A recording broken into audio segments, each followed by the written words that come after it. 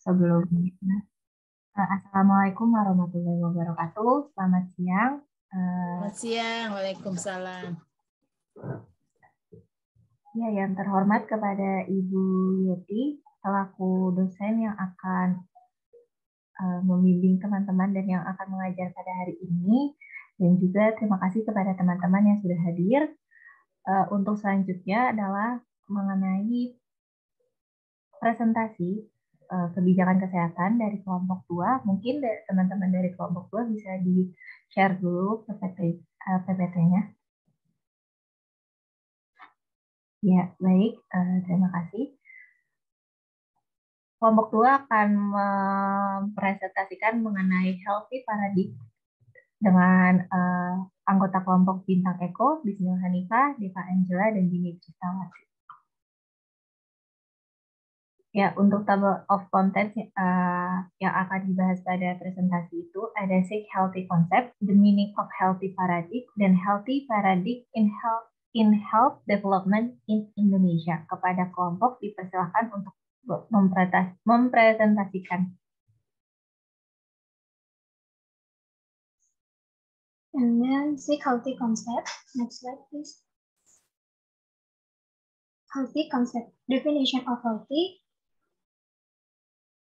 According to the World Health Organization, health is a state of complete physical, mental, and social well-being, and not only the absence of disease or infirmity. According to Pender 1982, healthy is an individual manifestation of time, self-satisfaction, and dealing with other people. And according to law number 23 of 1992, concerning health, health is a state of well-being of body, soul, and social that enables everyone to live socially and economically productive lives. Jadi, pengertian atau definisi sehat ini, yang pertama yaitu menurut WHO. Kalau menurut WHO, sehat itu adalah suatu keadaan sempurna, baik fisik, mental, dan sosial, tidak hanya bebas dari penyakit, tapi juga mengandung 3 karakteristik, yaitu ada apa aja? Yang pertama, ada merefleksikan perhatian pada individu sebagai manusia. Yang kedua, memandang sehat dalam konteks lingkungan internal dan eksternal. Dan yang ketiga, sehat diartikan sebagai hidup yang kreatif dan produktif. Dan menurut Pender sendiri, itu sehat adalah wujudnya individu yang diperoleh melalui kepuasan dalam berhubungan dengan orang lain. Dan yang ketiga, kalau menurut Undang-Undang Nomor 23 Tahun 1992 tentang kesehatan, sehat itu adalah keadaan sejahtera dari badan, jiwa, dan sosial yang memungkinkan setiap orang untuk hidup produktif secara sosial dan ekonomis. Next slide, please. And next, healthy aspect. First, the feeling of being able to do something, to mutual love, 3, the desire to maintain life and have meaning in life, 4, strong social support and non-dependence, and 5, support by psychosocial and functional dimension. Selanjutnya ini ada aspek sehat. Aspek sehat yang pertama yaitu perasaan kemampuan melakukan sesuatu, yang kedua hubungan untuk saling mengasihi, yang ketiga keinginan untuk mempertahankan hidup dan memiliki arti hidup, yang keempat dukungan sosial yang kuat dan tidak ketergantungan, dan yang kelima ini ditunjang dengan dimensi dari psikososial dan fungsional sendiri. Next slide, please. Selanjutnya ini ada dimensi sehat. Dimensi sehat yang menurut dimensi of healthy according to Asperg, yaitu yang pertama ada physical, 2 social, 3 intellectual, 4 emotional, and 5 spiritual. And elements about healthy, 1 biological, 2 psychological, 3 social, and 4 adaptation. Jadi kalau misalkan dimensi sehat menurut Asperg tahun 1991, itu yang pertama ada dari fisik.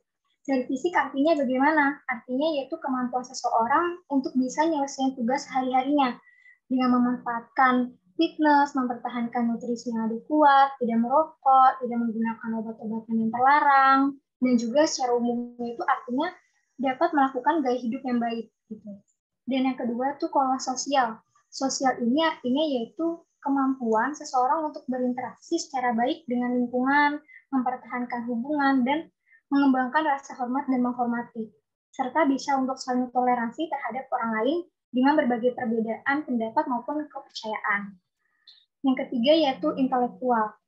Untuk intelektual, itu dia kemampuan untuk mendengar dan menggunakan informasinya itu secara selektif gitu. Jadi untuk kepentingan pribadi, keluarga, dan pengembangan karir sendiri. Dan yang keempat, emosional. Emosional ini artinya seseorang itu memiliki kemampuan untuk bisa mengelola stres dan mengekspresikan emosinya. Salah satunya ada kayak misalkan emosi sehat ya. Jadi itu dia memiliki kemampuan untuk bisa mengerti, menerima, dan mengekspresikan perasaan dan menerima salah satu perbedaan. Yang kelima, spiritual. Untuk spiritual sendiri itu artinya kepercayaan terhadap beberapa seperti alam, ilmu, dan agama yang membantu manusia itu dalam menentukan arti dan makna hidupnya sendiri. Next slide, please. Healthy behavior. Healthy behavior is an action taken by someone who feels himself healthy and aims to maintain and improve healthy. There are 3 goals to be achieved in healthy behavior. First, preventive behavior is an effort to maintain healthy by preventing disease. There are 2 levels, namely A, primary preventive, directly prevent disease, and B, secondary preventive, indirectly preventing disease. Second, protective is protects the body from disease, and third, promotive, improving the quality of or degree of health. Jadi yang selanjutnya ini ada perilaku sehat. Perilaku sehat itu apa sih? Perilaku sehat itu adalah tindakan yang dilakukan seseorang nih yang merasa dirinya sehat, tujuannya itu untuk memelihara, mempertahankan, dan meningkatkan kesehatan. Untuk 3 tujuan yang ingin dicapai tadi dalam perilaku sehat itu yang pertama ini ada perilaku preventif. Perilaku preventif itu adalah upaya memelihara kesehatannya dengan mencegah datangnya penyakit. Caranya bagaimana? Caranya itu ada 2 tingkatan. Yaitu yang pertama ada primary preventif sama ada secondary preventif. Kalau untuk primary preventif itu langsung mencegah penyakitnya. Tapi kalau untuk yang secondary preventif atau preventif yang kedua itu tidak langsung mencegah penyakit. Dan yang kedua ini ada bagian dari protektif. Protektif itu artinya melindungi tubuh dari gangguan penyakit. Salah satu contohnya bagaimana? Salah satu contohnya yaitu yang pertama bisa minum vitamin, terus dalam melakukan hubungan seksual bisa memakai kondom, seperti itu. Yang ketiga ada promotif. Promotif itu adalah peningkatan kualitas atau derajat kesehatan. Salah satu contohnya kita bisa mengkonsumsi vitamin, yang kedua bisa olahraga, yang ketiga bisa makan teratur, dan yang keempat ini bisa menjaga berat badan. Next slide, please. Selanjutnya akan disampaikan oleh rekan saya. Silakan. Sixth concept. Sarwono defines that illness is an unpleasant condition that is felt by a person and inhibits activity, but physically and spiritually, so that a person cannot carry out his function and roles normally in society. Jadi definisi sakit adalah penelitian tiap individu terhadap pengalamannya menderita suatu penyakit, dan menurut Sarwono mendefinisikan bahwa sakit merupakan suatu keadaan yang kurang menyenangkan yang dirasakan seseorang serta menghambat aktivitas baik secara jasmani dan rohani, sehingga seseorang tersebut tidak bisa menjalankan fungsi dan perannya secara normal dalam masyarakat.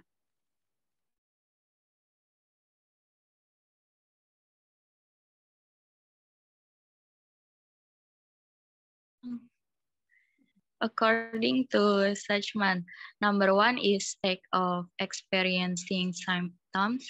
Number 2 is assumption state on sick role. 3 is state of contact with health service.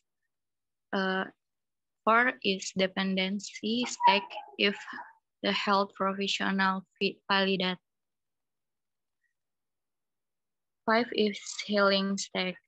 Jadi tahapan sakit itu menurut Suchman yang pertama itu tahap mengalami gejala, yang kedua itu tahap asumsi terhadap peran sakit atau sick role, yang ketiga itu tahap kontak dengan pelayanan kesehatan, dan yang keempat itu tahap ketergantungan. jika profesi kesehatan memvalidasi atau memantapkan. Dan yang terakhir itu tahap penyembuhan. Healthy six range. First is relatively measuring scale in measuring a person's health. 2 is position at the level of the measuring scale is dynamic and individual. 3 is distance on a measuring scale. Jadi rentang sehat sakit itu ada yang pertama skala ukur secara relatif dalam mengukur keadaan sehat atau kesehatan seseorang. Yang kedua itu kedudukan pada tingkat skala ukur yang terdiri dari dinamis dan bersifat individual juga. Dan yang ketiga itu jarak dalam skala ukur, yaitu keadaan sehat secara optimal pada suatu titik dan kematian pada titik yang lain. Next. Difference between healthy and sick. Healthy traits is normal temperature. His body is healthy and fit and not weak. Her face is radiant, no pain, stable emotion. And there are no physical, psychological, or social disorder. Always think positive and don't feel disturbed. Able to carry out all activities with enthusiasm. Symptom of illness number 1 is abnormal temperature. His body is weak, limp, and not enthusiastic in doing all activities. His face is pale and his body acts. There are physical, psychological, and social disorder. Always think that he is sick. Self-suggestion. Jadi, perbedaan batasan sehat sakit itu, yang pertama yang sehat, yang ada suhu normal 36 derajat Celcius sampai 37 derajat Celcius, tubuhnya sehat bugar, tidak lemas, dan yang ketiga ada wajahnya berseri, tidak nyeri, emosi stabil, yang keempat tidak ada gangguan fisik, psikis, maupun sosial. Selalu berpikir positif dan tidak merasa ada gangguan, dan yang terakhir itu mampu melaksanakan segala aktivitas dengan semangat. Yang selanjutnya yaitu ciri-ciri sakit, yaitu suhunya abnormal, kurang lebih dari 38 derajat Celcius, tubuhnya lemas, lunglai, dan tidak semangat dalam melakukan segala aktivitas. Yang ketiga wajahnya pucat dan tubuhnya terasa nyeri. Yang keempat adanya gangguan fisik, psikis maupun sosial. Dan yang terakhir, selalu berpikir bahwa dirinya itu sakit atau sugesti diri sendiri. Selanjutnya akan dilanjutkan oleh rekan saya. Baik, selanjutnya itu defining of the healthy paradigm. Understanding the healthy paradigm. Paradigm is a perspective way of responding to something, whether it's thinking, Mohon maaf, saya tidak dengar suaranya dengan clear ya. Iya, suaranya kurang jelas. Oke. Siapa yang bicara nih? Enggak jelas suaranya. Silakan. Dicoba lagi.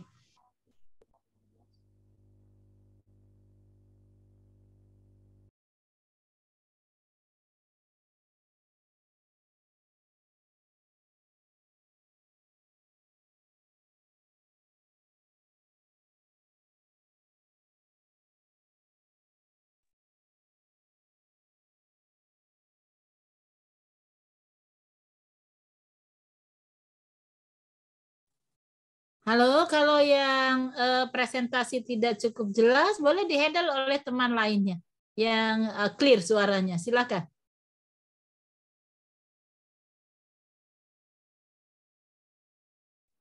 Iya, izin teman-teman. Apakah sudah terdengar dengan jelas? Ya, sudah. Sekarang sudah jelas. Silakan. Ya, baik. Ibu izin melanjutkan. Paradigma is a perspective way of responding to something, whether it's seeing, thinking, judging, responding, and deciding direct action for something. Jadi maksudnya paradigma di sini itu adalah suatu cara pandang, cara menyikapi sesuatu baik itu dari melihat, berpikir, menilai, menyikapi, atau memutuskan tindakan yang tepat. Bisa juga dikatakan paradigma ini adalah alur berpikir yang menjelaskan suatu fenomena, atau bisa juga kumpulan tata nilai yang membentuk pola pikir. Next. Healthy paradigm is a perspective or mindset of health development that is holistic, proactive, anticipatory, sees healthy problem as a problem that are influenced by many factors dynamically and are cross-sectoral in regions. Macro, health development model. Micro is health development. 3. Paradigm 6. Perspective in health efforts that prioritize curative and rehabilitative efforts. Jadi paradigma sehat ini cara mindset dari development kesehatan itu dari segi holistik, proactive, anticipatory, see health problems. Dan dari segi pandang makro itu disebut juga model pembangunan kesehatan. Maksudnya di sini yaitu berorientasi pada peningkatan pemeliharaan, perlindungan penduduk sehat, bukan hanya menyembuhkan pada orang yang sakit. Terus dari segi pandang secara mikro, disebut pembangunan kesehatan, maksudnya itu menekankan upaya promotif preventif tanpa mengesampingkan kuratif rehabilitatif. Next. Selanjutnya akan dijelaskan oleh rekan saya. Dipersilakan. Baik, terima kasih. Akan saya lanjutkan ya. Yang ketiga itu ada implikasi paradigma sehat dalam pembangunan kesehatan di Indonesia. Nah, jika kita lihat dari KBBI ya, jadi implikasi itu artinya adalah keterlibatan atau keadaan terlibat. Yang berarti kita bisa asumsikan bahwa implikasi paradigma sehat dalam pembangunan kesehatan di Indonesia ini artinya keterlibatan dari paradigma sehat dalam pembangunan kesehatan di Indonesia. Nah, boleh Jadi, pembangunan kesehatan di Indonesia ini merupakan salah satu upaya pembangunan nasional yang berguna untuk tercapainya kesadaran, kemauan, dan kemampuan untuk hidup sehat bagi setiap penduduk agar dapat mewujudkan derajat kesehatan yang optimal. Itu menurut Sujati pada 2005. Nah, istilah pembangunan di sini itu mempunyai pengertian memperbaiki mutu hidup seperti kesejahteraan pada masa ini menjadi lebih baik pada masa yang akan datang. Nah, pembangunan kesehatan di sini itu juga meliputi kegiatan yang pertama itu mengkaji derajat kesehatan penduduk dengan cara mengukur indikator keadaan kesehatan saat ini. Lalu juga kegiatan mengidentifikasi faktor yang mempengaruhi derajat kesehatan penduduk.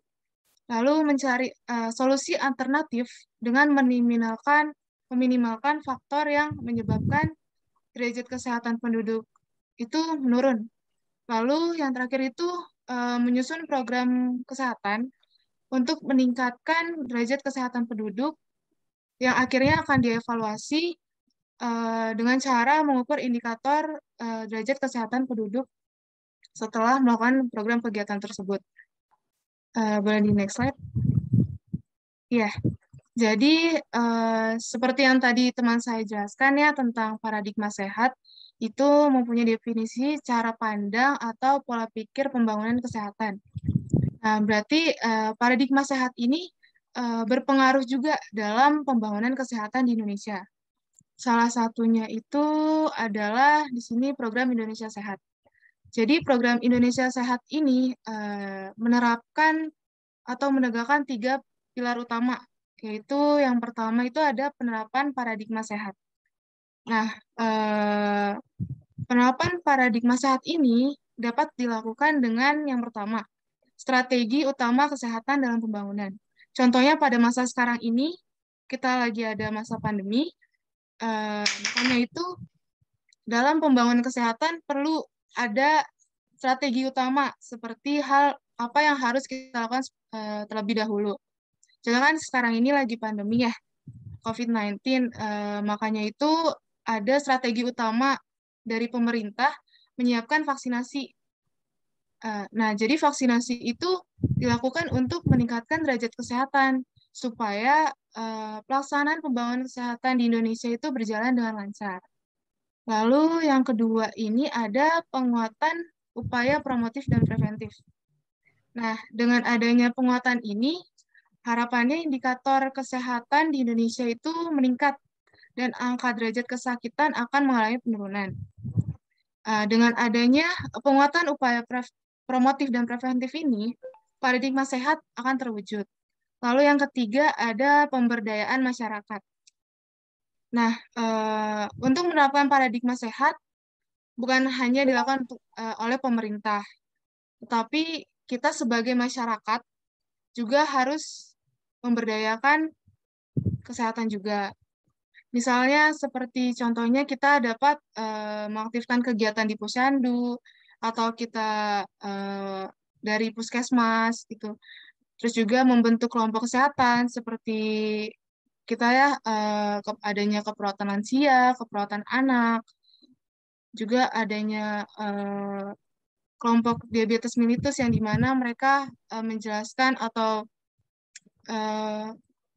melakukan kegiatan yang untuk mencegah diabetes mellitus dan lain-lainnya. Lalu ada penguatan pelayanan kesehatan. Nah, penguatan pelayanan kesehatan ini dilakukan dengan membuat strategi peningkatan akses dan peningkatan mutu pelayanan kesehatan.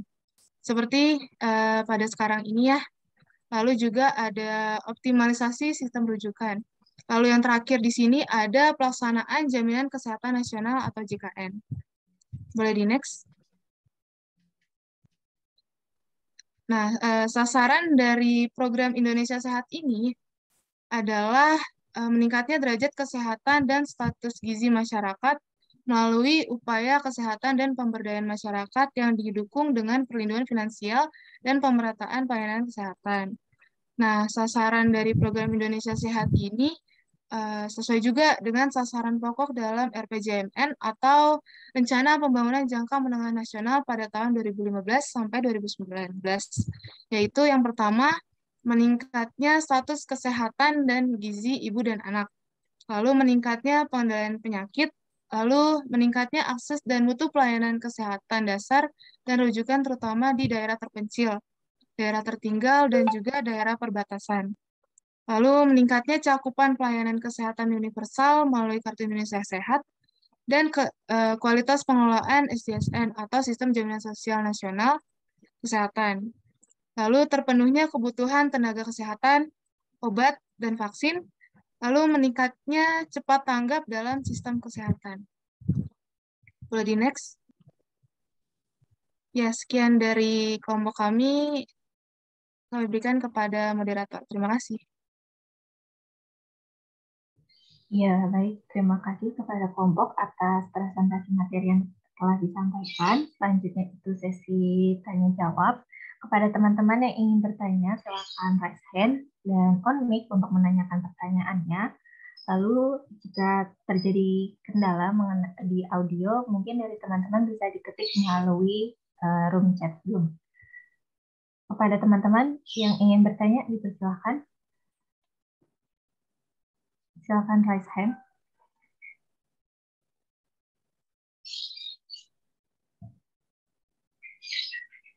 Ya, baik. Ya, yang pertama ada Najwa Fauzi. Kepada Najwa, dipersilakan. Ya, baik. Terima kasih moderator atas kesempatannya. Sebelumnya, apakah suara saya terdengar jelas? Terdengar, Najwa. Ya, baik. Saya lanjutkan. Perkenalkan, nama saya Najwa Fauzi Zahra, absen 21, ingin bertanya kepada kelompok 2 untuk yang jaminan Indonesia Sehat. Pokoknya yang sebentar. Yang di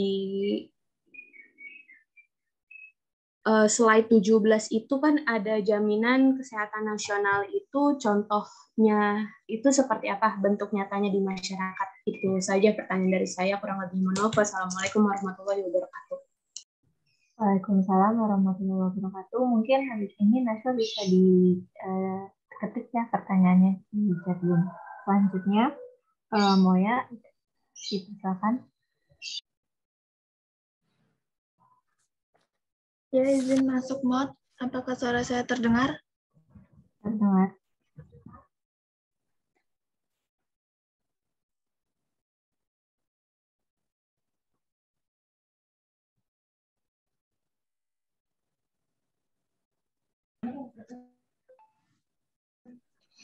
Ya, mohon maaf sebelumnya saya izin off cam karena terkendala sinyal. Pertanyaan saya itu terkait pada slide ke-14. Di situ kan disebutkan tentang healthy paradigma ya, yang dimana terdapat mikro dan makro. Bisa tolong jelaskan perbedaan antara mikro paradigma dan makro paradigma, serta berikan contohnya. Terima kasih. Ya baik, terima kasih kepada Moya. Mungkin pertanyaannya juga bisa diketik di chat room juga ya. Selanjutnya kepada Aisyah Arifah, dipersilakan.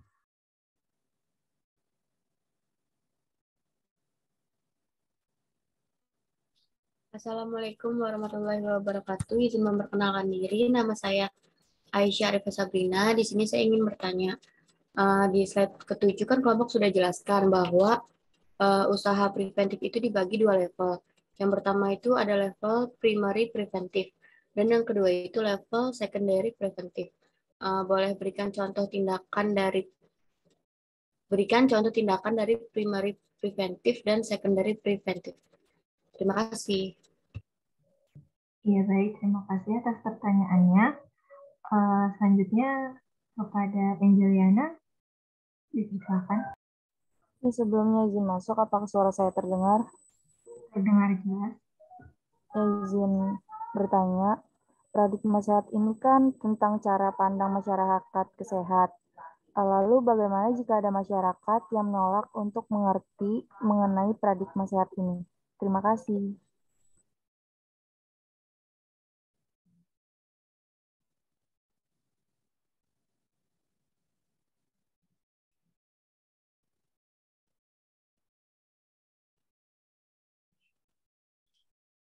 Iya baik, terima kasih atas pertanyaannya. Selanjutnya kepada Faisal, dipersilakan.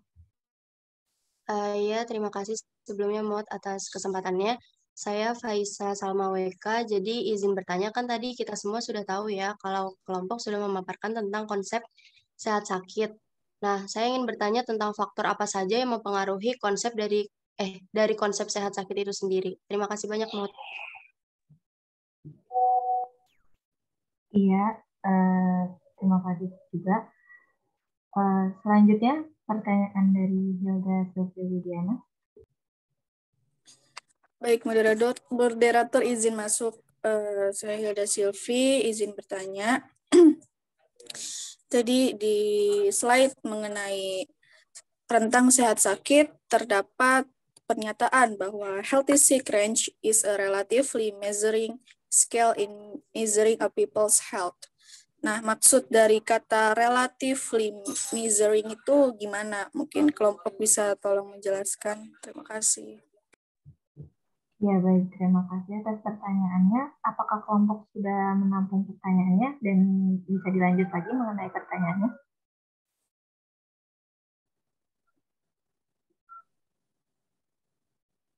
Ya baik, selanjutnya ada pertanyaan dari Syastina kepada Syastina, dipersilakan. Baik, moderator, terima kasih.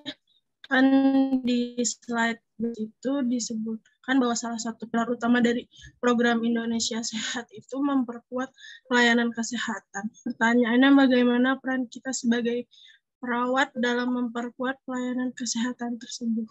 Terima kasih. Ya baik, terima kasih atas pertanyaannya. Selanjutnya, Kristi, silakan.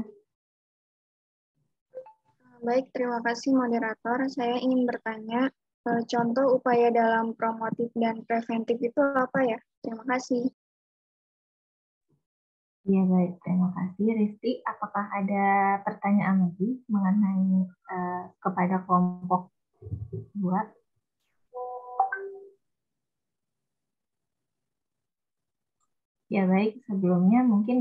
dulu ya mengenai pertanyaan-pertanyaan yang sudah ditampung. Kepada kelompok dipersilakan untuk menjawab pertanyaan.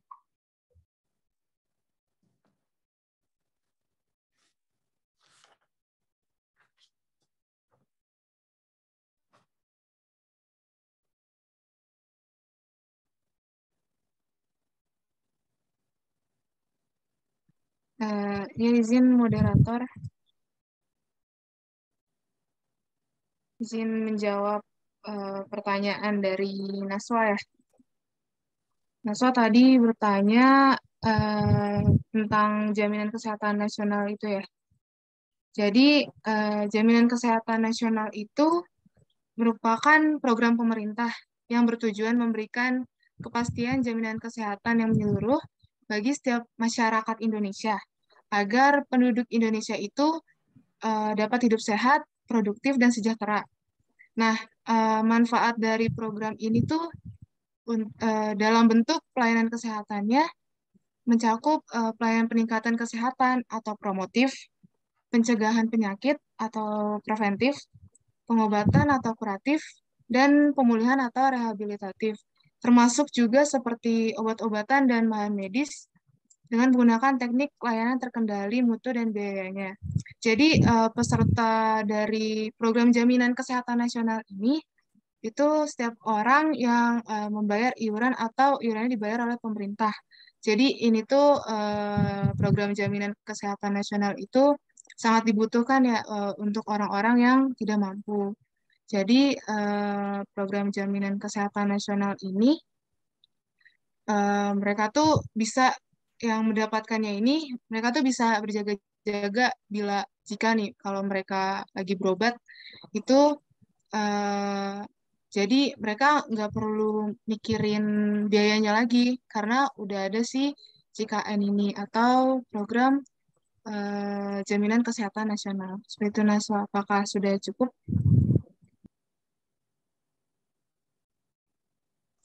Ya, terjawab. Terima kasih Deva atas jawabannya. Ya, sama-sama. Izin masuk, Mat. Dipersilahkan. Ya, sebelumnya saya Bismil dari kelompok 2 akan menjawab pertanyaan dari Aisyah, itu mengenai contoh dari tindakan primary preventif dan secondary preventif.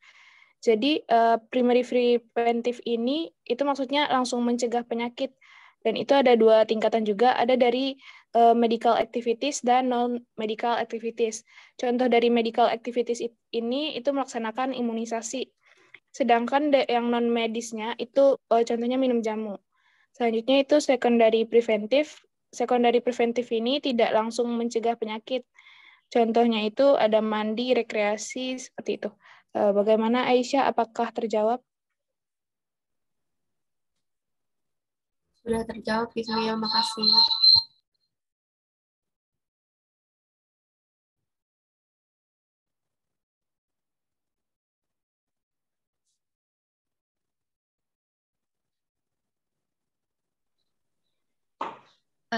Ya, selanjutnya saya Bintang Eko Bawono izin untuk menjawab pertanyaan dari Angel.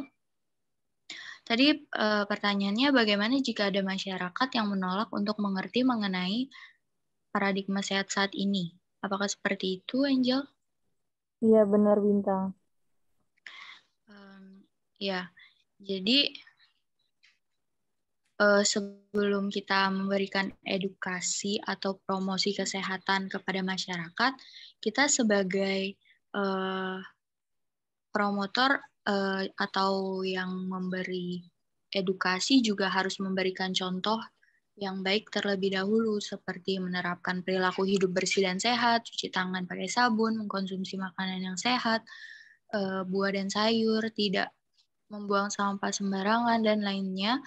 Dalam pemberdayaan masyarakat, petugas kesehatan memiliki peran yang sangat penting juga, yaitu memfasilitasi masyarakat melalui kegiatan maupun program-program pemberdayaan masyarakat meliputi pertemuan organisasi masyarakat atau memberi motivasi kepada masyarakat gitu. Jadi intinya dimulai kitanya dulu untuk memberi contoh, Angel. Apakah cukup jelas? Ya, sudah cukup Bintang. Terima kasih.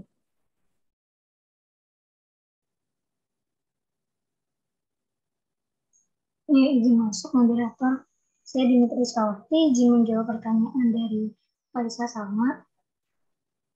Tadi pertanyaannya yaitu faktor apa saja yang mempengaruhi konsep sehat sakit. Izin menjawab. Jadi faktor-faktor yang mempengaruhi dari konsep sehat sakit yaitu yang pertama ada dari status perkembangan. Status perkembangan ini artinya kemampuan untuk bisa mengerti tentang keadaan sehat dan kemampuan untuk merespon terhadap perubahan dalam kesehatan yang dikaitkan dengan usia. Contohnya yaitu yang pertama, ada bayi yang dapat merasakan sakit, tapi tidak dapat mengungkapkan dan mengatasinya. Gitu. Yang kedua, faktor kedua yaitu dari pengaruh sosio-kultural. Yang artinya, masing-masing dari kultura sendiri punya pandangan nih tentang sehat yang diturunkan dari orang tua pada anaknya. Contohnya, yaitu ada dari kayak orang dengan ekonomi rendah ya, memandang flu itu sebagai sesuatu yang biasa dan masih merasa sehat, kayak gitu. Dan yang ketiga, faktor yang ketiga yaitu pengalaman masa lalu. Yang artinya, seseorang ini dapat merasakan nyeri atau sakit dalam keadaan normal karena pengalaman sebelumnya, gitu. Jadi membantu menentukan definisi seseorang tentang sehatnya sendiri. Faktor yang keempat yaitu ada harapan seseorang tentang dirinya, yang artinya yaitu seseorang mengharapkan dapat berfungsi pada tingkatan tinggi baik fisik maupun psikososialnya jika merasa sehat. Apakah sudah terjawab, Faisa? Izin Dini, ya terima kasih. Sudah terjawab. Interupsi sebentar ya. Saya melihat ada yang ngumpet ya. Bismil, Evan, Royhana, Rantis, dan Moya tadi. Tolong on kamera. Bismil, Evan, Royhana, Izin, Rantis, Ibu. Moya. Siapa yang izin? Izin masuk, Ibu. Ya, kenapa kamu Izin dari masuk, mana? Ibu. Saya Rayhana Kaela, Ibu. Tadi Nah.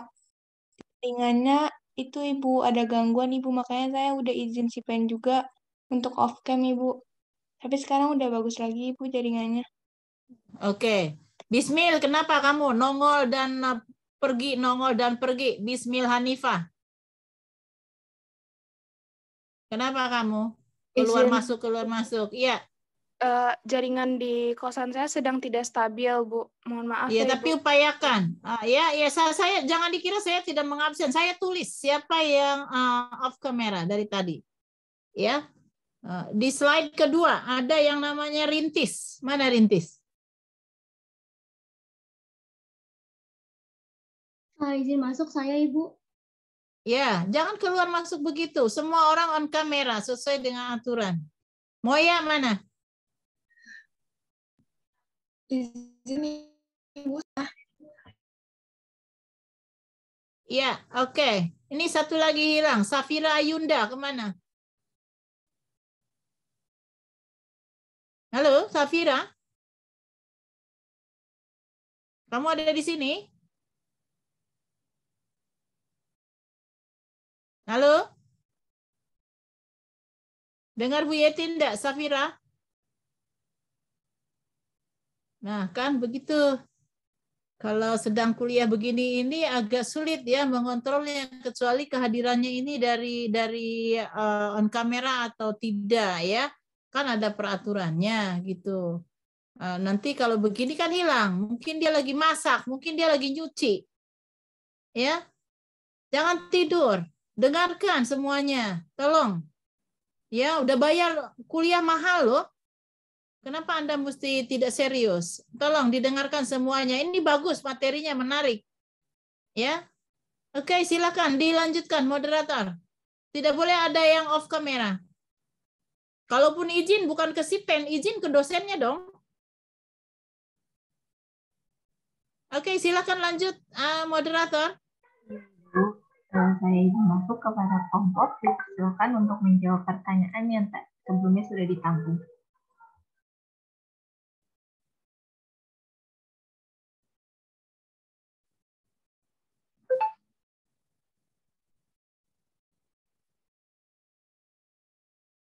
Iya, terima kasih moderator. Izin melanjutkan dari pertanyaannya. Izin saya ingin menjawab pertanyaan dari Saswina.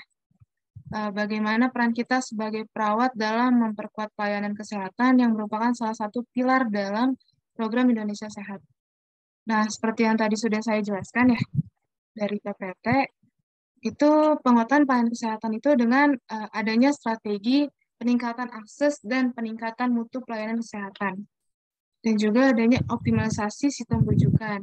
Nah, kita juga sebagai perawat harus juga melihat dan juga meningkatkan mutu pelayanan, terutama di daerah terpencil, daerah tertinggal, dan juga di daerah perbatasan. Karena kan di daerah-daerah tersebut paling susah ya untuk menemukan adanya peningkatan kesehatan. Jadi seperti itu. Bagaimana untuk Sasina, apakah sudah cukup?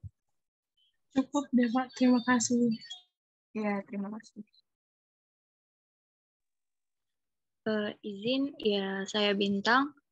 Izin untuk menjawab pertanyaan dari Moya, yaitu perbedaannya model secara makro dan mikro. Jadi kalau misalkan secara makro itu model pembangunan kesehatan yang berorientasi pada peningkatan pemeliharaan, perlindungan penduduk sehat, bukan hanya penyembuhan pada orang sakit.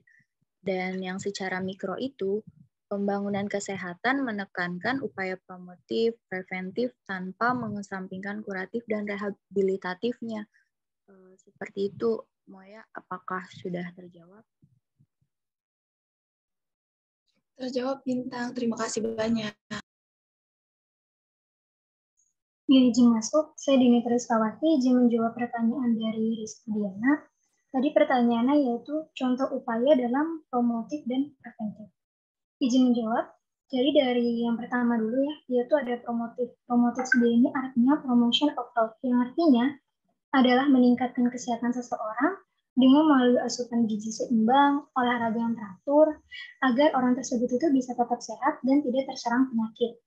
Seperti yang sudah dijelaskan tadi dalam PPT, ada peningkatan kualitas atau derajat kesehatan. Contohnya itu dari promotif ini sendiri, yaitu konsumsi vitamin, olahraga, dapat makan dengan teratur, dan menjaga berat badan.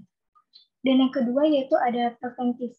Untuk upaya kesehatan preventif sendiri, itu adalah melakukan berbagai tindakan untuk menghindari terjadinya berbagai masalah kesehatan yang mengancam diri kita sendiri, seperti itu maupun orang lain di masa yang akan mendatang. Salah satunya untuk dari preventif, itu dibagi ada dua. Ada primary preventif sama ada secondary preventif. Untuk primary preventif, itu langsung mencegah penyakit, seperti yang sudah dijelaskan dalam PPT tadi ya. Itu dibagi lagi, ada dua di primary preventive. Ada medical activity, sama ada non-medical activity. Untuk medical activity-nya, itu bisa melakukan imunisasi. Untuk non-medical activity-nya, itu ada minum jamu. Nah, yang kedua, ada secondary preventive. Kalau untuk secondary preventive, itu artinya nggak langsung mencegah penyakit. Salah satu contohnya bisa dengan mandi atau rekreasi. Apakah sudah terjawab, Rizky? Sudah, Dini. Terima kasih. Iya, sama-sama.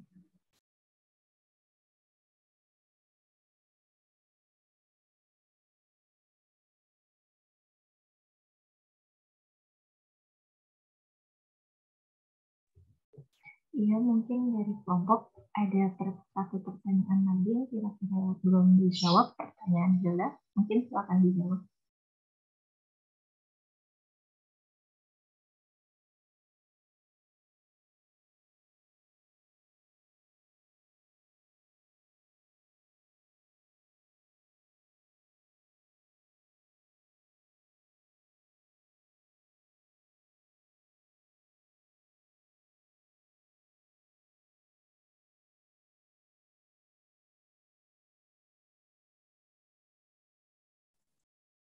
Halo? Masih ada pertanyaan di chat room?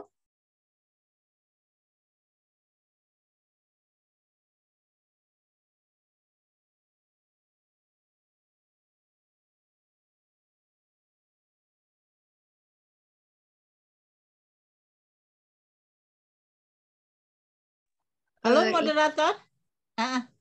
Iya, Oke.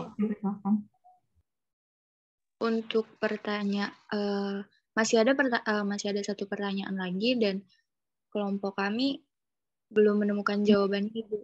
Yang mana itu?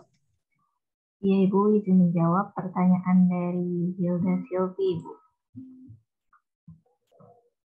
Tidak ada di chatroom. Ada, Ibu, di atas.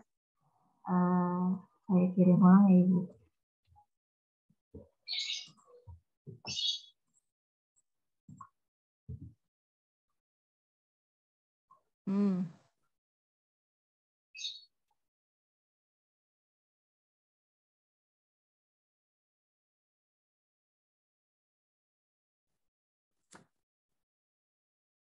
Kemukakan aja dulu slide-nya. Itu katanya di slide berapa tuh? Barangkali bisa dilihat konteksnya. Coba dulu. Slide 7 apa slide berapa?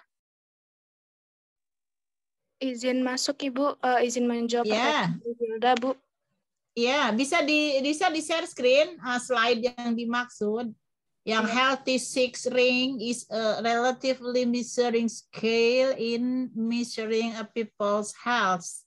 Itu apa yang dimaksud? Itu pertanyaannya, Kak? Iya, betul, Ibu. Oke, coba perlihatkan slide-nya supaya clear.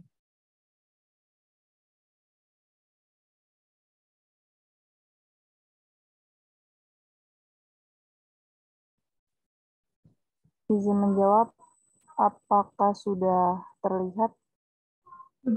Terlihat. Tapi slide yang dimaksud belum kelihatan. Slide berapa tuh?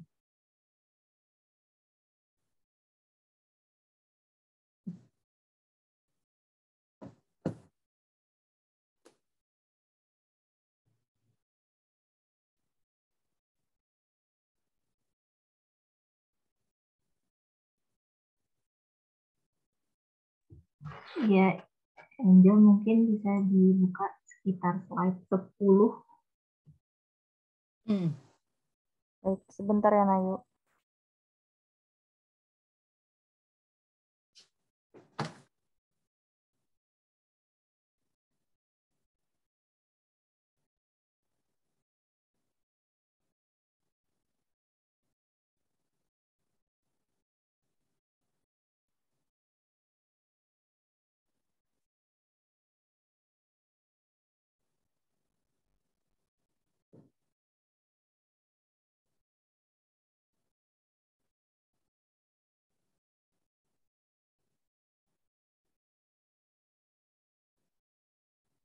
Bisa diklik aja slide-nya, slide ke berapa, supaya cepat.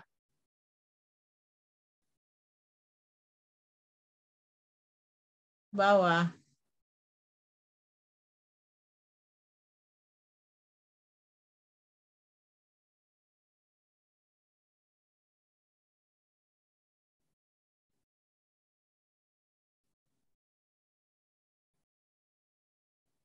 Yang bertanya di slide berapa tadi? Oh, ini. Ibu.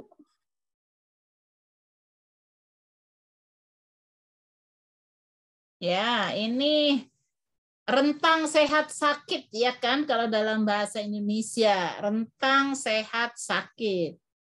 Itu apa dalam bahasa Indonesia?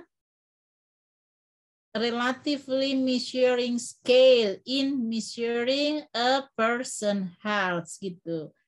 Jadi rentang sehat. Apa Anda mau jawab dulu? Kok jadi saya yang jawab? Silakan, mohon maaf, silakan Anda yang menjawab. Ya, izin menjawab ya, Ibu. Saya Bismil. Oke. Pertanyaan dari Hilda, maksud dari relatively measuring scale in measuring a person health. Jadi maksudnya ini skala ukur relatif dalam mengukur keadaan sehat atau kesehatan seseorang. Seperti itu, Hilda. Udah, itu aja penjelasannya. Ya, izin menambahkan Ibu, mungkin dari tentang sehat sakit ini, dalam mengukur keadaan sehat ini mungkin bisa dilihat dari tahap perkembangan, terus bisa juga dilihat dari pendidikan atau tingkat pengetahuan, terus faktor emosi dan spiritual, seperti itu Ibu. Gitu ya, Anda masih apa namanya, masih sangat konsep gitu ya. Coba bawa ke sebuah ilustrasi ya. Jadi sehat sampai sakit itu adalah sebuah rentang. Ya. Nah, rentang itu tidak sama bagi setiap orang. Ya. Tentu saja ini dipengaruhi oleh persepsi tentang sehat sakit.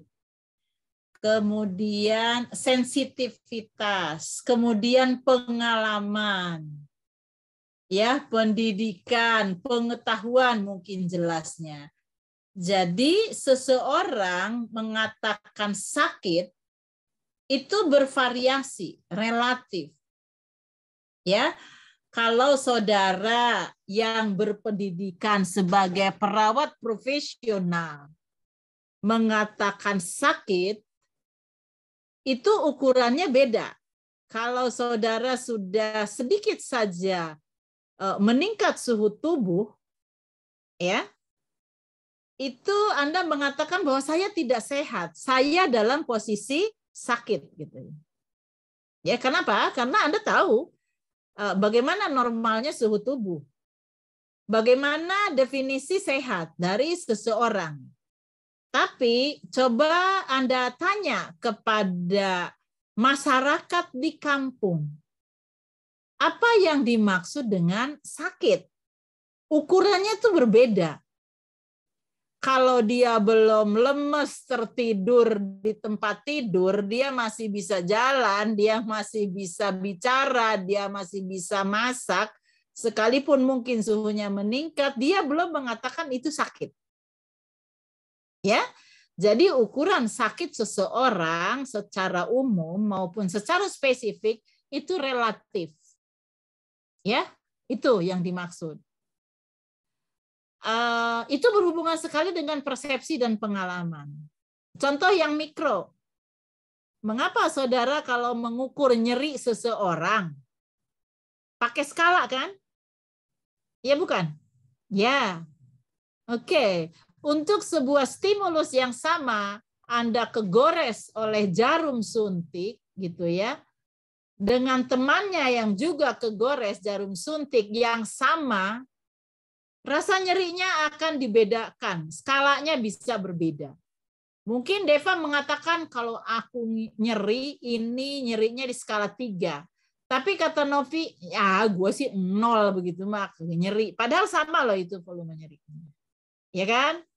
Kalau ditanya Bu Yeti yang sudah pernah sakitnya melahirkan seperti apa, lah kecil gitu. Kenapa? Pengalaman nyeri saya berbeda dengan Anda. Nyeri melahirkan itulah nyeri paling nyeri gitu. Tapi bagi seseorang yang belum pernah melahirkan, itu bukan tertinggi gitu. Gitu ya. Itu contoh kecilnya. Jadi tadi kan Anda bicaranya dalam kaitannya dengan apa sih yang dimaksud dengan sehat dan sakit dalam suatu rentang. Tadi dikatakan bahwa itu fleksibel, persepsinya berbeda antar individu dengan individu yang lain. Contoh tadi nyata begitu. Kalau seorang perawat, anaknya itu batuk pilek gitu. Sudah heboh. Dia sudah mendefinisikan anakku sakit. Coba di kampung sana. Ya, batuk, pilek, meler, congean, ngalir dari telinga, itu belum sakit loh. Ya. Nah, itu berhubungan dengan culture, dengan budaya, dengan pengetahuan, dengan pengalaman. Jadi, Anda harus paham bahwa range sehat sakit pada setiap orang itu relatif. Ya, gitu. Perawat juga memahami, sangat memahami itu. Ya, makanya di dalam asuhan keperawatan itu kita tidak boleh menyamaratakan sakit seseorang. Contoh yang ekstrim nih. Di sebelah kiri ada ibu melahirkan, di sebelah kanan ada juga ibu sedang melahirkan. Yang satu meraung-raung sampai rame sak ruang persalinan. Yang satu cuman diem, gitu. Terus perawatnya datang, Bu, jangan teriak-teriak, yang sebelah juga sama sedang melahirkan, nggak teriak kayak ibu sakitnya gitu.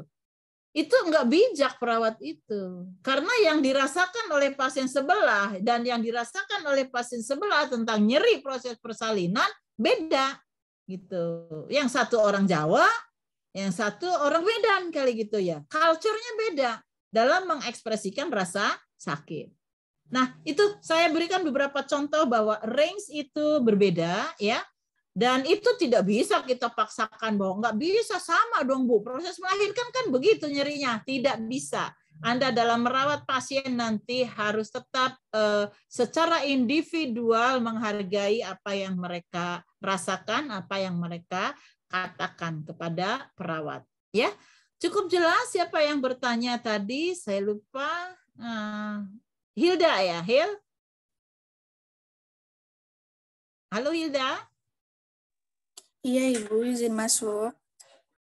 Oke, cukup jelas apa yang temanmu sampaikan ditambah dengan penjelasan saya terkait dengan relatively healthy six rank is relatively measuring scale in the measuring people's health, ya.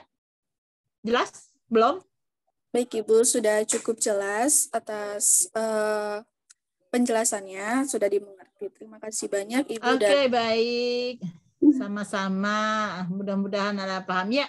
Oke, saya lihat ini sudah jam 2. Silakan Anda melanjut atau mau bagaimana? Silakan saya kembalikan kepada moderator. Silakan yang mengatur jalannya kegiatan ini. Iya, izin masuk Bu, saya moderator. Jadi apakah dari teman-teman sendiri ada yang ingin ditanyakan kembali atau mungkin sudah cukup?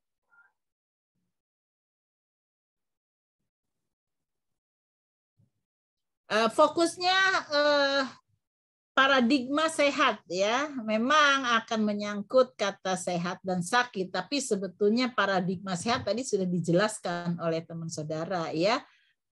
Anda menyebut di dalam bahasa Inggris paradigma itu bukan paradigm, paradigm. Ya, coba lihat di kamus bagaimana cara menyebutkannya. Anda RKI loh harus betul menyebutkannya ya.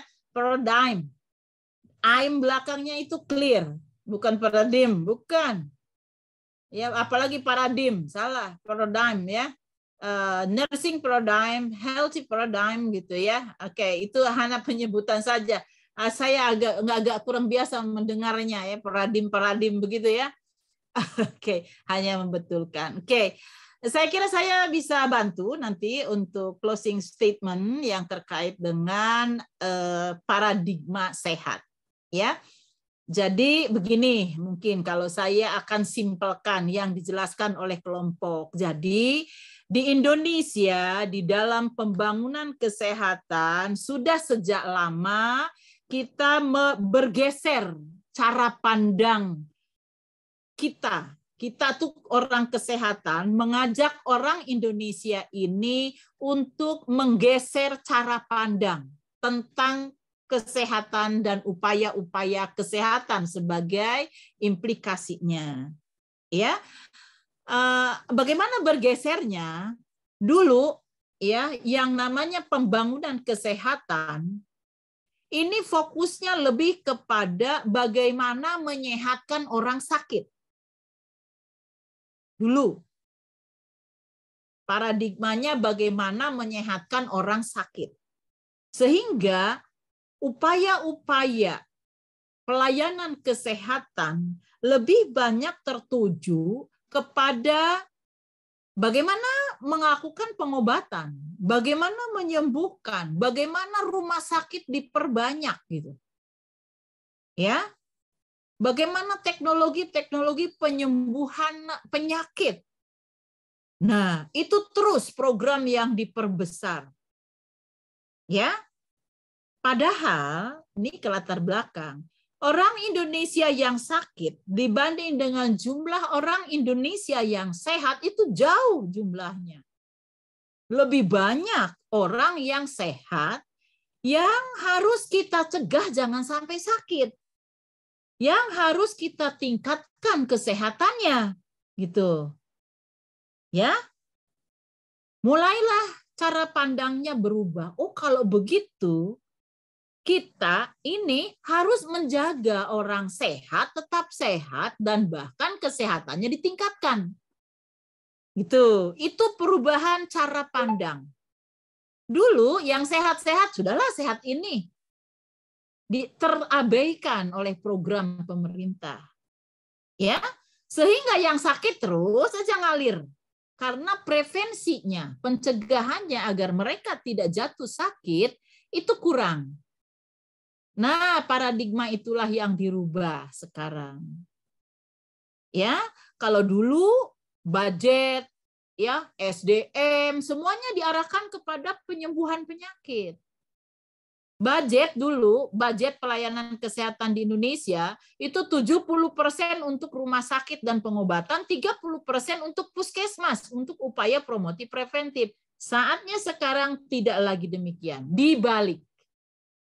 Ya, bahwa 70%-nya itu justru untuk upaya-upaya peningkatan kesehatan dan pencegahan penyakit di masyarakat.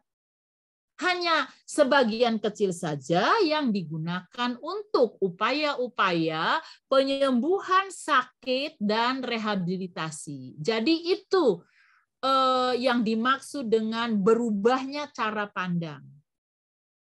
Jelas, yang dimaksud dengan bergesernya paradigma kesehatan.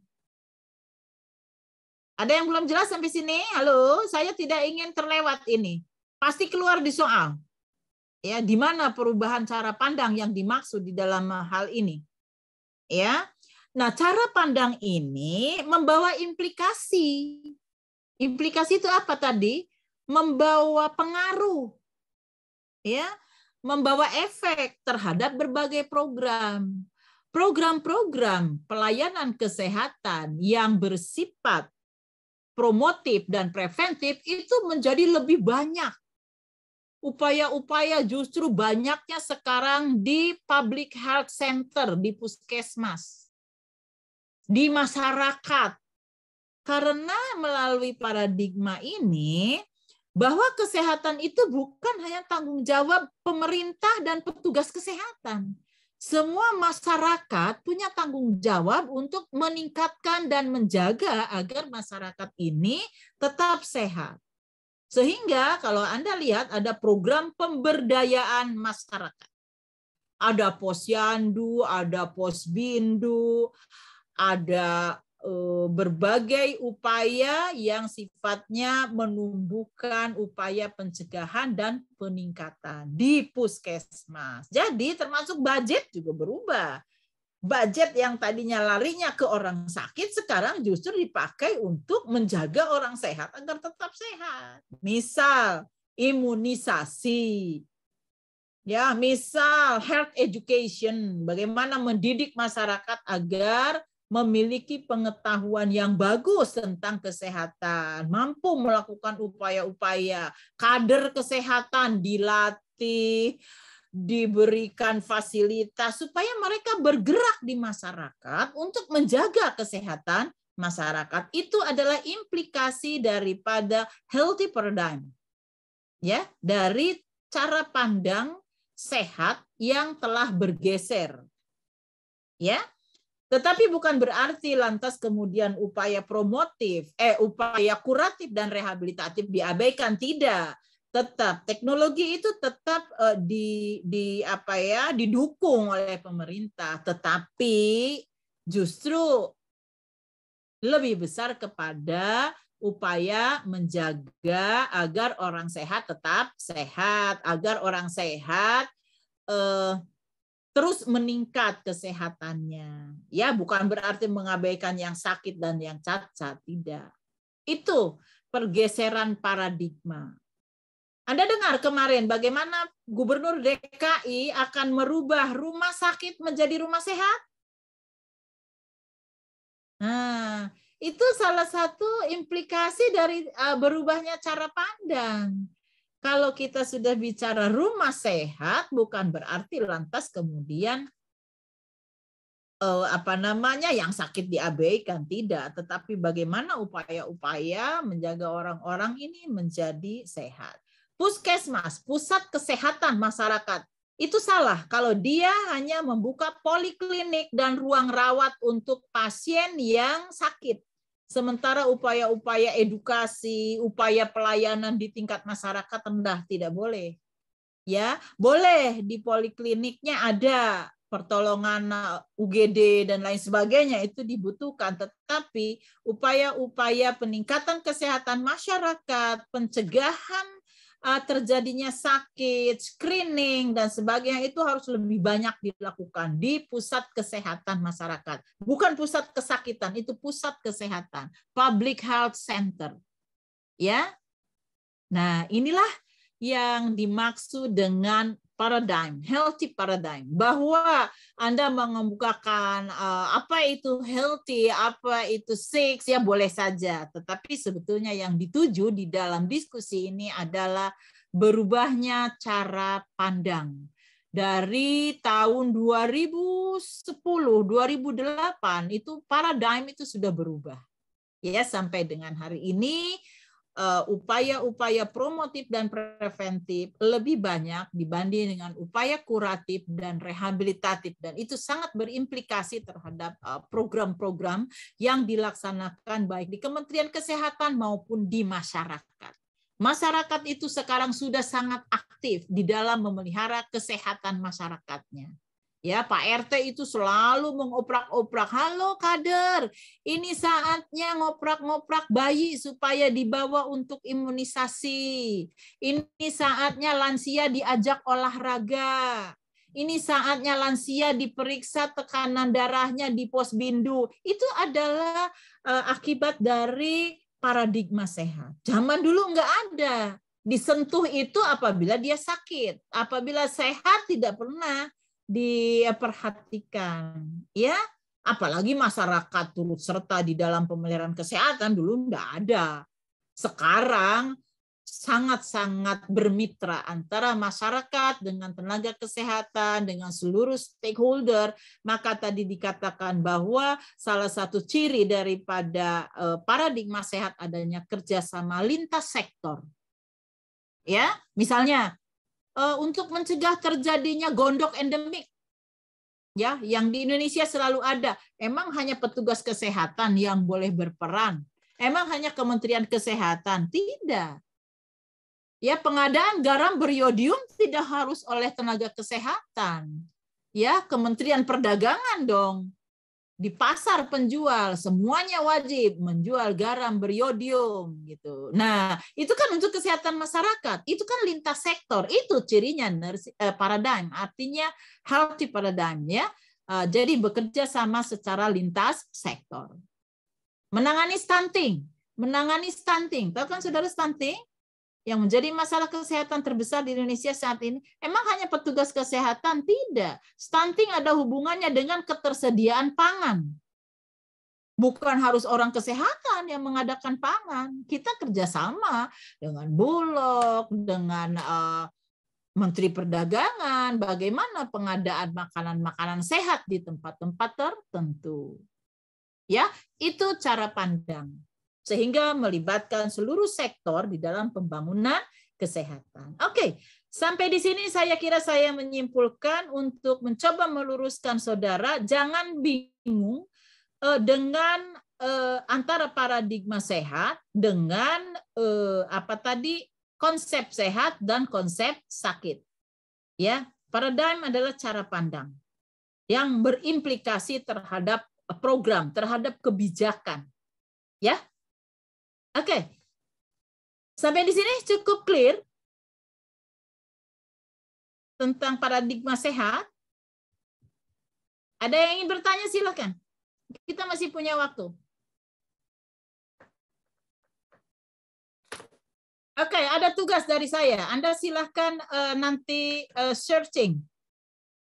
Tadi sudah dijelaskan juga, tetapi dalam kaitannya dengan paradigma sehat, ini menjadi sangat penting. Jangan sampai seorang nurse kurang paham tentang tindakan-tindakan prevensi primer, sekunder, dan tersier. Ya, saya minta Anda mencari 5 level of prevention. 5 level of prevention. Cukup jelas? 5 level pencegahan. Ya.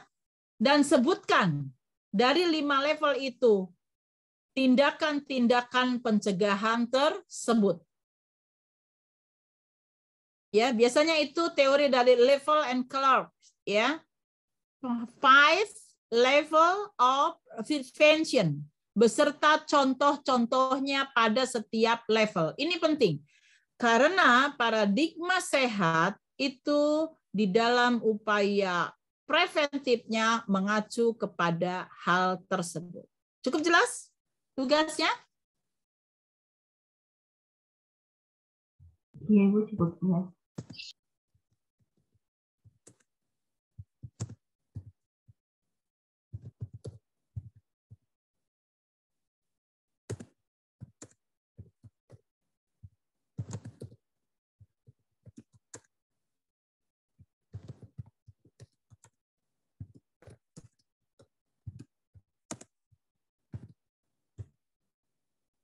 Oke. Ya, 5 level of prevention dan contoh tindakan atau kegiatan pada setiap level. Itu saya letakkan di chatroom. Ya, silakan. Itu tugasnya. Silakan nanti dibaca, ditulis ya. Menjadi tugas untuk individu. Saya tidak ingin kelompok. Anda menulis secara individu walaupun dalam satu lembar atau setengah lembar. Ya, supaya Anda paham betul tentang level-level atau tingkat-tingkat pencegahan. Karena ini menjadi sangat penting di dalam merealisasikan paradigma sehat. Ya. Baik, sampai sini ada yang ingin bertanya? Sudah 2.20, saya kira saya akan ngajar lagi pukul 15. Kelihatannya saya perlu waktu sebentar untuk makan dulu. Dari pagi saya tidak berhenti mengajar dari jam 8. Baik, ada yang ingin bertanya lagi? Ya, Ibu. Tidak? Saya izin bertanya. Oke, siapa nih? Hartina, Ibu. Oke, Hartini, apa mau ditanyakan? Silakan. Mengenai tugasnya itu nanti dalam bentuk soft file atau ditulis tangan ya, Bu? Di soft file aja. Ya, di soft file, kemudian Anda kompilasi oleh si pen, kemudian kirim ke email saya. Ya, oke. Untuk tugasnya itu berarti dalam bahasa Inggris kan ya, Ibu? Boleh dalam bahasa Inggris. 5 level of prevention itu di mana-mana ada. Ya, Anda bisa cari. Ya, oke. Saya hanya ingin Anda paham betul tentang hal tersebut. Atau selama ini sudah diberikan belum di dalam community health nursing konsep? Belum? Belum. Nah, kalau belum, ya harus dipelajari. Nggak boleh nggak tahu itu kaitannya dengan program pemerintah. Ya. Baik, silakan di screenshot dulu. Baik, Ibu, izin mendokumentasi, Ibu. Oke, silakan. Silakan, semuanya on kamera. Ya, oke. Silakan. 1, 2, 3.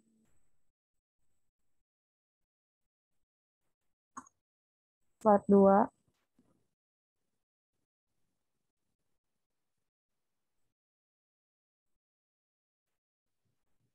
Oke, sudah. Daftar hadirnya jangan lupa ya. Tolong dikirim, nanti saya tanda tangani. Baik, Ibu. Oke, baik. Terima kasih. Selamat belajar. Salam sehat-sehat selalu ya. Dan harus selalu semangat ya untuk belajar supaya nanti Anda lulus dengan kompetensi yang maksimal dan lulus uji kompetensinya 100% seperti yang saat ini dialami oleh kakak kelasnya. Alhamdulillah ya. Sama semuanya sudah nurse dan lulus uji kompetensi 100%. Artinya kita lulus sama dengan lulusan res manapun karena diukur dengan soal yang sama dengan ujian yang sama. Kalau bisa lulus 100%, ini suatu prestasi bagi sebuah program studi saya kira, dan Anda harus turut bangga dengan keadaan ini karena tidak semuanya bisa lulus 100%, dan ternyata program studi profesi nurse bisa 100% lulus uji kompetensi sama dengan nurse lain dimanapun ya. Oke, saya kira cukup sampai di sini. Terus semangat belajarnya ya. Sampai ketemu mungkin nanti di praktikum yang lain. Saya dengan wassalamualaikum warahmatullahi wabarakatuh dan selamat sore. Waalaikumsalam Ibu, terima kasih. Waalaikumsalam, terima kasih banyak Ibu. Terima kasih banyak Ibu. Sama-sama. Saya izin live ya. Ya Ibu, baik. Terima kasih Sampai banyak ketemu. Ibu. Sama-sama, sampai ketemu lain kali.